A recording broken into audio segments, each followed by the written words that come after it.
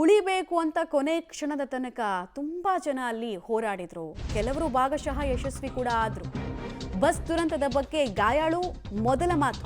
ಭೀಕರ ದುರಂತದ ಕರಾಳತೆಯನ್ನ ಕಿರಣ್ ಪಾಲ್ ಅನ್ನುವಂತಹ ಗಾಯಾಳು ಬಿಚ್ಚಿಟ್ಟಿದ್ದಾರೆ. ವಿಕ್ಟೋರಿಯಾ ಆಸ್ಪತ್ರೆಯಲ್ಲಿ ಇವರು ಚಿಕಿತ್ಸೆಯನ್ನ ಪಡಿತಾ ಇದ್ರು. ಕಿರಣ್ ಪಾಲ್ ಇದೇ ಬಸ್ನಲ್ಲಿ ಇದ್ರು. ಅವರು ನಾವೆಲ್ಲ ಗಾಢ ನಿದ್ರೆಯಲ್ಲಿ ಇದ್ವು. ಸಹಜ 1.5-2 ಗಂಟೆ ಅಂದ್ರೆ deep sleep.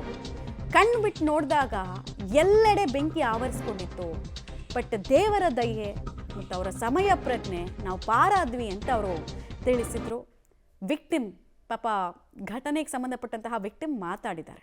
So we crashed, truck crashed. Then it happened. So the truck, our bus got crashed and it started burning. Everyone was in a deep sleep. Yes, I was. How you escaped from What time in the incident, sir? What time? So when the fire just came, right? So I climbed up and jumped out. You jumped from window. Yeah, window. You broken window or this? It was already broken. Okay. I was lucky. How many members with you sit? Huh? How many members? With me, 4. Where you going actually? Gokarna. For what reason? Vacation.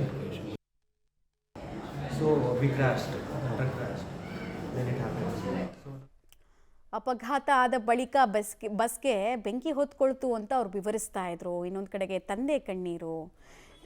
ನೋಡಿ, ಅವರ ಹೃದಯ ನೋವಿನಿಂದ ಭಾರವಾಗಿದೆ. ಎಲ್ಲರ ಕಂಡವ್ರು ಕೈ ಮುಗಿತಾ ಇದ್ದಾರೆ. ಕುಟುಂಬದವರು ರೆಪ್ಪೆ ರೀತಿ ಮಕ್ಕಳನ್ನು ನೋಡ್ಕೊಂಡವರು ಹಿಂಗೆ ಬಂದು ಬೇಡಾಡ್ತಾ ಇದ್ದಾರೆ. ಹೇಗಾದರೂ ಮಾಡಿ ಸುದ್ದಿ ಸುಳ್ಳಾಗ್ಲಿ ಅಂತ ಆ ಕಿವಿಗಳು ಬಯಸ್ತಾ ಇದ್ದಾರೆ. ನಂಬಿಕೆ ಇಟ್ಟು ಒಂದು ಬಸ್ಸಲ್ಲಿ ಹೋದ್ರು. ಯಾರ್ಯಾರು ತಪ್ಪು ಅಂತ ದೂಷಿಸೋದು.